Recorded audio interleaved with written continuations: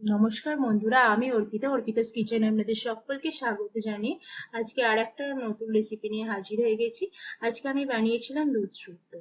গরমের দিনে বা নিরামিষের দুপুরে যদি দুধ শুক্তো বা শুক্তো ভাতের পাতে থাকে তাহলে এর চেয়ে অনবদ্য আর কিছু হয় না। শুক্তো বানানোর জন্য এখানে আমি 5-6 রকমের সবজি ইউজ করেছিলাম আলু, কাঁচকলা ডাঁটা, গাজর, আর দিয়েছিলাম উচ্ছে আর বেগুন, আর এর সাথে বড়ি ইউজ করেছিলাম। তো আমি উচ্ছে আর বেগুন বাদ দিয়ে সব সবজিগুলোকে ভালো করে সিদ্ধ করে নিয়েছিলাম। তারপর আমি বড়িটাকে ভালো করে ভেজেছিলাম। এখানে আমি বলে রাখি, আমার বাড়িতে ওই দিন বড় বড়ি ছিল না, তাই এই বড়িটাই ছিল, এটাই ইউজ করেছি। কিন্তু শুক্তোতে একটু বড় বড়ি দিলেই ভালো লাগে। শুক্তোতে সবসময় বড় বড়িটাই প্রেফার করি, বাট আমার কাছে ওই দিন ছিল না। আপনারা আপনার বাড়িতে যদি বড় বড়ি থাকে বড় বড়িটাই ইউজ করবেন। আর এখানে আমি উচ্ছেটা আর বেগুনটা ভালো করে ভেজে নিয়েছি। বলে রাখি, উচ্ছেটা একটু কড়া করেই ভাজবেন, তা নাহলে একটু তিতো ভাবটা বেশি হয়ে যাবে। তারপর আমি এখানে একটা মশলার পেস্ট তৈরি করেছিলাম, চারমগজ, পোস্ত আর 2 রকম সর্ষে। এটা আমি মিক্সিতেই করেছিলাম, আপনারা চাইলে সিলের পাটাতেও করে নিতে পারেন, ওটাই একটু বেটার হবে, তবে আমি মিক্সিতেই করেছিলাম। তারপর আমি একটা কড়াইতে তেল গরম করে ফোড়ন দিয়েছিলাম। ফোড়নে আমি ইউজ করেছিলাম 5 ফোড়ন, জিরে, আর দিয়েছিলাম শুকনো লঙ্কা আর একটু আদার পেস্ট, আর দিয়েছিলাম রাঁধুনি। রাঁধুনিটা আপনারা অবশ্যই দেওয়ার চেষ্টা করবেন, কারণ শুক্তোতে রাঁধুনি একটা বড় ভূমিকা পালন করে।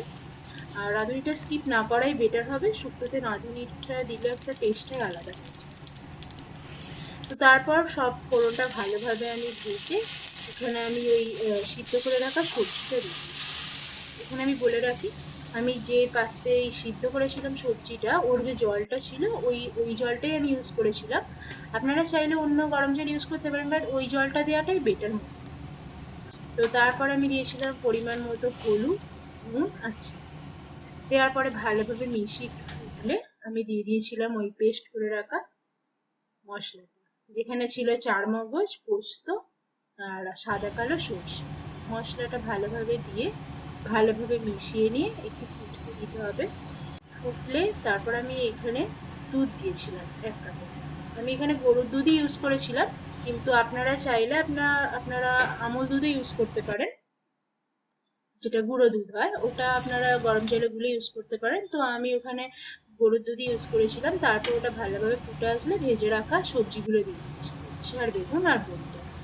দেওয়ার পর ভালোভাবে ফুটে আসলে আমি এখানে ঘি দিয়ে 1 চামচ ঘি আর রাঁধুনি বাটা দিয়ে নামিয়ে নিয়েছি। দেখুন আমার তৈরি হয়ে গেছে দুধ শুক্তো। হালকা পাতলা এই দুধ শুক্তোটা আমাদের বাড়িতে সকলেই ভালোবাসে। তো আপনারাও চাইলে এরকম ভাবে সহজ সরল পদ্ধতিতে কম মশলা দিয়ে আপনারা বাড়িতে বানিয়ে নিতে পারেন। এবং রেসিপিটা ভালো লাগলে অবশ্যই লাইক, শেয়ার, কমেন্ট করতে ভুলবেন না। আর পাশে থাকা বেল আইকনটা টিপে অবশ্যই সাবস্ক্রাইব করে দেবেন। পরবর্তীকালে আবার একটা নতুন রেসিপি নিয়ে হাজির হয়ে যাবো। ধন্যবাদ।